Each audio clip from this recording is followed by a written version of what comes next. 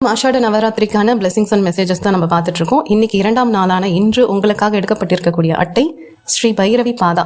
So அவ்வளோ ஒரு அழகு இந்த அம்பாலை பார்க்கும்போது. இது யோகினி கார்ட்ஸ்ல தான் எடுத்தேன், பட் எனக்கு அம்பாள் அப்படிங்கிற மாதிரியே தோணுது, அதனால அப்படி சொன்னேன். இவங்க பார்வதி தேவியோட அம்சம் பொருந்தியவர்கள். சிவன் பார்வதின்னு சொல்லுவோம் இல்லையா, அதே போலதான் பைரவன் பைரவி. ஸோ பைரவருக்கு இணையான சக்தியை பொருந்தக்கூடிய நபர் தான் இவங்க.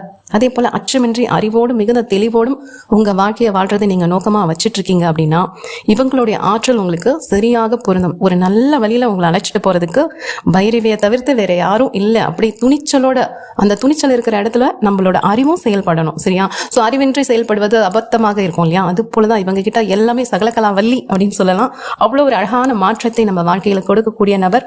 சில நேரங்கள்ல நம்ம கிட்ட வேண்டாத விஷயங்கள் ஏதாவது இருந்ததுன்னா அதெல்லாம் அழித்து ஒரு புதுமையான ஒரு விஷயத்தை புதுமையான மனிதரா மாற்றக்கூடிய வல்லமை கொண்ட நபர் தான் பைரவி மாதா. ஸோ இது எப்படி நான் எளிமையா சொல்லணும்னா, உங்களுக்குள்ள ஒரு சிங்கம் தூங்கிட்டு இருக்கும், அந்த சிங்கத்தை தட்டி எழுப்பக்கூடிய ஆற்றல் இவங்க கிட்ட இருக்கு. உங்களுக்கு அந்த ஊந்துதல் சக்தின்னு சொல்லுவாங்க இல்லையா, நம்மளை நாமே உணர்ந்து கொள்ளுதல். இது வரைக்கும் ஒரு பூனைக்குட்டி மாதிரி இருந்த நீங்கெல்லாம் சொல்லிட்டா சில பேர் அந்த மாதிரி இருப்பாங்க இல்லையா, இருந்தீங்க அப்படின்னா உங்களோட ஆற்றல் என்னென்ன உணராம நீங்க இருந்தீங்கன்னா உங்களோட ஆற்றலை இவங்களை வழிபட உங்க கண் முன்னாலே காட்டுவா. இதுதான் நீ என்ன போலியான சில விஷயங்கள் பின்னாடி ஓடிட்டு இருக்க, உன்னை முதல்ல நீ உணரு அப்படின்னு சில விஷயங்களை அவங்க உங்களுக்கு எடுத்துரைப்பாங்க. அதுக்கு தான் நான் சொன்னேன், பழைய விஷயங்கள், உங்களுக்கு பயன் தராத பழைய விஷயங்கள்லாம் ஏதாவது இருந்ததுன்னா உங்க வாழ்க்கையில அதிலெல்லாம் முற்றிலுமா அழிவு கொடுத்துட்டு, அதெல்லாம் மொத்தமா அழிச்சிடுவாங்க. தேவையில்லாத என்னென்ன விஷயங்களோ இருக்கோ அதெல்லாம் அழிச்சிட்டு ஒரு புதிய விழிப்புணர்வை கொடுத்து, ஒரு விழிப்புணர்வின் உருவகம் தான் இவங்க.